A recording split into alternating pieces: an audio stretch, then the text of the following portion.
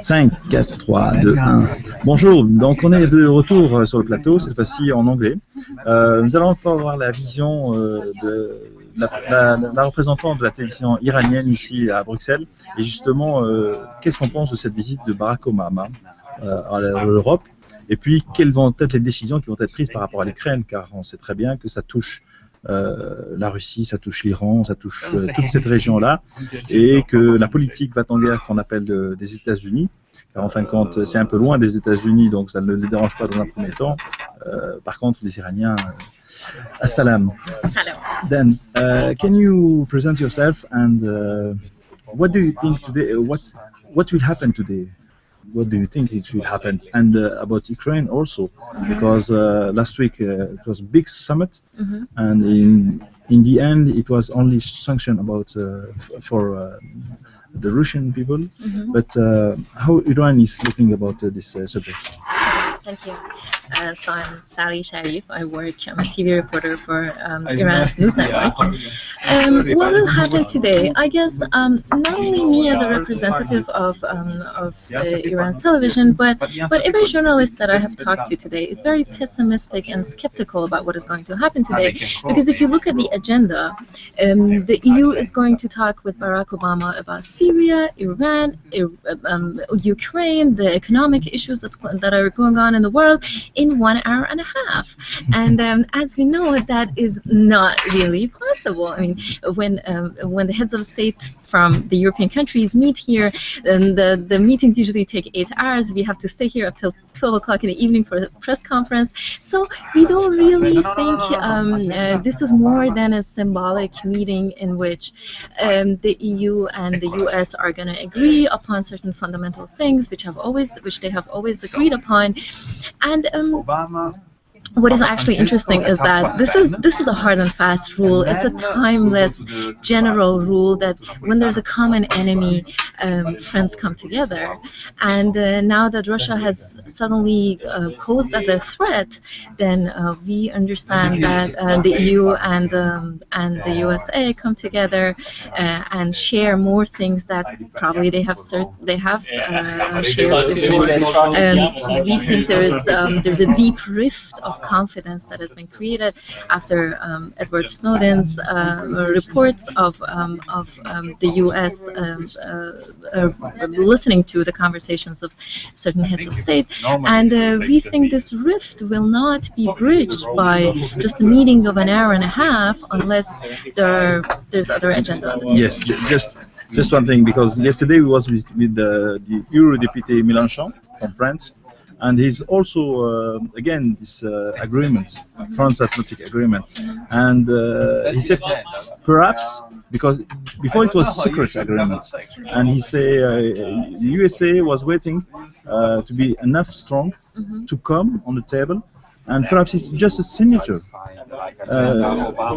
What do you think today they are doing, the USA with Europe? Are they playing, or are they making like a fontaine in French, you know? Then they give the order, and because the French president says about Putin, Putin still invited of the France in 6th of June because they was together against Germany, and today the first persons against Russia is the Angela Merkel, who starts with the restriction, with the sanctions. Do you think there's something back this agreement? Something is they didn't say to the European people? I mean, it was actually about a month ago that here in the press conference in the EU-Brazil summit, the president of Brazil was here, and Mr. Van Rompuy and Mr. Barroso were not only talking but encouraging a direct optic fiber line between Brazil and the EU, so that all the information that is exchanged on the internet does not have to go through the U.S.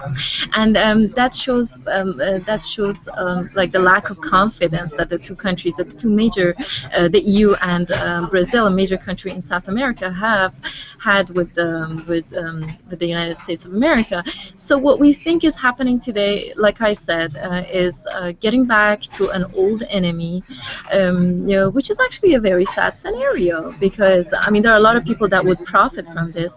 The arms sale would probably rocket because of the tension that has been created. But it's sad to see this conflict on the doorsteps of Europe, and especially because we are celebrating or marking the 100th anniversary of the First World War. And we heard Mr. Obama say today in the Flanders field, standing there saying, it is sad that 100 years ago these soldiers had to sacrifice their life and fall down and sacrifice their life in abroad, like outside home. Please, how do you see the position before with the president of Ukraine when he was waiting for the foreign minister of affairs, and they gave him an agreement. Conclusion, it was $15 million from Russia and the help in gas, but the European didn't go to, and they didn't speak about anymore. And today we know in the agreement between Ukraine and Europe, there is an Article 8 where it's worrying about the nationalist party, and he's really extremist. What do you think today the people and who they want to sign agreement with Europe can believe to go in the end of this? It means the president of Ukraine, before he was destituted, he was signed an agreement finally, but they didn't accomplish. But we weren't sure. I heard many EU representatives, many heads of state say, we are not sure what Mr. Yanukovych is going to decide in the last minute, whether what he's going to bring out of his sleeve. So we are not sure if Mr. Yanukovych was going to sign the agreement. And there are differing views on whether Ukraine would do well as a member country of the EU. A lot of people would not want to go through the economic changes and the structural changes that need to be brought about to the country if the economic part of the association agreement is to be signed. And there are other people who are happy to be a part of the EU just because they do not maybe want to be under Russia's rule after so many years of the USSR having been. Okay, last position, because for Belgium, Didier Reynders, the foreign minister, was in Tehran. Yes. And yesterday we was with Madame Isabelle Durand, the vice minister, vice secretary of the parliament, no, vice president of the do you think today everybody wants to make deal with Iran for only the money, or perhaps they want to help this country? I mean, this is a very complicated question, and I'm not sure in the world today we are really interested in the interests of other people, as long as our own interests are at stake. And I mean, if I want to boil down your question to whether our economic decisions follow our political decisions or vice versa, then I would say that in Iran our economic decisions are very much influenced by our political strategies. So I'm not sure, as long as this tension is going on between the EU and Russia, I'm not sure we will make a head start into very tightened relations between Iran and the EU because of the political decisions that are overshadowing the economic decisions. But of course, Iran is geopolitically an important country, and we understand that we would want to do economy with the world. We would want to do trade, and the world would like to be involved with Iran as well, if not only for the oil and gas resources that the country owns. Thank you. Just the last word, because it was a long time, and the last word about Syria. Okay. And today, do you receive There is some people, they coming, the refugees in Iran. I have no information. No information. Thank you very much, Sure, and thank you. see you. Thank Bye. you. Bye.